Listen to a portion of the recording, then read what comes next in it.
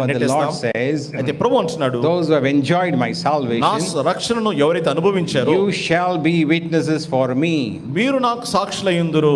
You shall be witnesses for me. మీరు నాకు సాక్షులయ్యుందురు. What is a witness? సాక్షి అంటే What I have seen and what I have heard and what I have experienced. నేను వేటినైతే చూచానో, ఎరిగి ఉంటున్నానో, అనుభవించి ఉంటున్నానో వాటిని బయలుపరచుట. Never hide in our hearts. కనుక ఎన్నడూ వాటిని దాచి ఉంచుకోకూడదు Make మనలోనే. sure you preach the gospel. మీరు సువార్త ప్రకటించిన విషయంలో మీరు ఖచ్చితంగా ఉండాలి. In my life, నా జీవితంలో in the early days of our salvation, they took us for some youth meeting. రక్షణ పొందినటువంటి ఆరంభ దినాల్లో ఒక యవనస్తుల కూడికి తీసుకుని వెళ్ళారు. So that time they asked me to share the gospel, testimony. ఆ సమయంలో ఈ సాక్ష్యం పంచుకోండి అని నాకు చెప్పారు. As the first time, అది మొదటిసారి. and I was standing. నేను నిలబడి ఉన్నాను. Both my knees were hitting each other. నా రెండు మోకాలు ఒకదానికొకటి కొట్టుకుంటా ఉన్నాయి. Sweating on one side. ఒకవైపు చెమట కారుతా ఉంది. I didn't know what I said. ఏం చెప్పినానో నాకైతే తెలియదు. But I said something. అయితే ఒకటి చెప్పాను. But that was the beginning. అది ఆరంభం. From that day onwards, ఆ దినం మొదలుకొని so it began to more. ఇంకా అది ఎదగడం ఆరంభమైంది. We learned in our youth meeting. యవనస్తుల కూడికలో you share your testimony. సువార్త సాక్షిని పంచుకున్నాం. Then your testimony will be strengthened and it will be prosperous. అప్పుడు మీ యొక్క సాక్ష్యము బలపరచబడుతుంది, అది విస్తరించి వర్ధిల్లేదిగా అవుతుంది. You share your testimony. మీరు సువార్త మీ సాక్షిని పంచుకుంటే it may be a small beginning. అది చిన్న కొద్దిపాటి ఆరంభం కావచ్చు. Later on it will become better, brighter and more blessing. తర్వాత అది పెద్దదై ఇంకా మెరుగైనదై అనేకులకు ఆశీర్వాదంగా మారుతుంది. So sharing a testimony is important. కనుక సాక్ష్యాన్ని పంచుకోవడం అనేది చాలా ప్రాముఖ్యము. But where are the areas where we fail? కనుక ఏ విషయాల్లో మనం తప్పిపోయే వారిగా ఉంటున్నాం? Why we don't share the gospel? ఎందుకని మనం సువార్త పంచుకోలేని వారిగా ఉంటున్నాం? Why there is no testimony in our lives? ఎందుకని మన జీవితంలో సాక్ష్యం లేకుండా మనం ఉంటున్నాం? There is some area where we have failed. కనుక ఏదో ఒక విషయంలో మనం తప్పిపోయిన వారిగా ఉంటున్నాం. We need to make sure of that. కనుక దాని విషయమై మనం ఖచ్చితంగా చేసుకోవాలి. So those people will never come forward. కనుక అటువంటి వారు ఎన్నడూ కూడా సాక్ష్యం చెప్పడానికి, సువార్త చెప్పడానికి God says don't be like that. కనుక ప్రభు అంటున్నాడు, అలాగూ మీరు ఉండవద్దు. Come out. బయటికి రండి.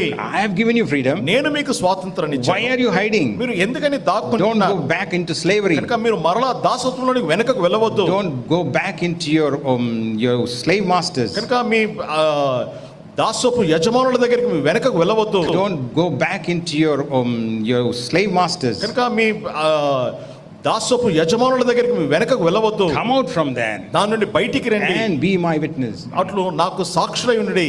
One mother recently came with her young boy to us. గత దినాల్లో ఒక తల్లి తన యవన కుమారుని తీసుకుని వచ్చింది. She was weeping and crying. ఎంతో ఏడుస్తా ఉంది, దుఃఖిస్తా ఉంది. Brother, please pray for him.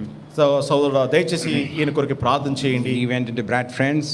చెడు స్నేహంలోనికి వెళ్ళిపోయాడు. Got into bad habits. చెడు అలవాట్లోనికి వెళ్ళిపోయాడు. And that boy was like this only. ఇంకా యవనస్తుడు ఇంకా కిందికి తల వంచుకుని ఉన్నాడు. Then he said, what happened, boy? అయ్యా ఏమైంది అని అడిగితే never spoke. ఒక మాట మాట్లాడలేదు. చెప్పు అంకుల్ కి చెప్పు అన్నాడు. అంకుల్తో చెప్పు అని ఎంతో అన్నది తల్లి. couldn't speak. మాట్లాడలేకపోయాడు. Why? ఎందుకని? Damaged life, damaged testimony.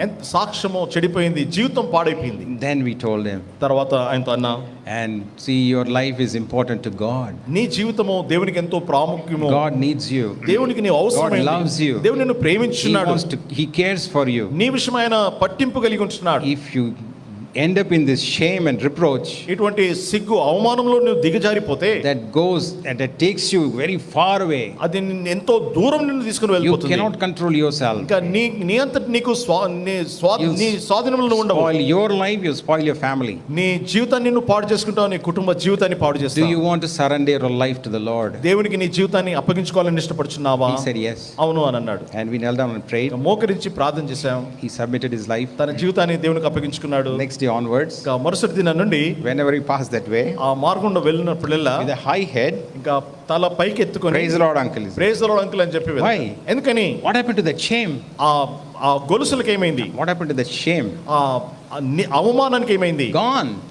వెళ్ళిపోయింది. You are at liberty in Christ. క్రీస్తులో నువ్వు స్వతంత్రుడై There will ఉంటున్నావు. be some areas in your life maybe which bringing shame in your life. ఇంకా నీ జీవితంలో ఏదో ఒక విషయంలో అది నీకు నిందను అవమానాన్ని Maybe your తీసుకొస్తుంది. friendships, మీ స్నేహం or maybe కావచ్చు, your habits, లేకపోతే మీకు ఉన్నటువంటి అలవాట్లు maybe your కావచ్చు, books, లేకపోతే మీరు చదివే or పుస్తకాలు maybe కావచ్చు, some music. లేకపోతే ఏదైనా సంగీతం కావచ్చు. But God is gracious. అయితే దేవుడు కృపగలవాడై He ఉంటున్నాడు. wants to lift you up. నిన్ను లేవనెత్తాలని ఆశపడుచున్నాడు. He makes you to be as the light of this world. నిన్ను లోకానికి వెలుగుగా దేవుడు He says, చేయగలుగుతున్నాడు. let your light shine, ఆయన అంటున్నాడు మీ వెలుగు లోకమందు ప్రకాశించును గాక. and it may bring glory to the Father. అట్లు తండ్రికి అది మహిమను తీసుకొని రావాలి. That is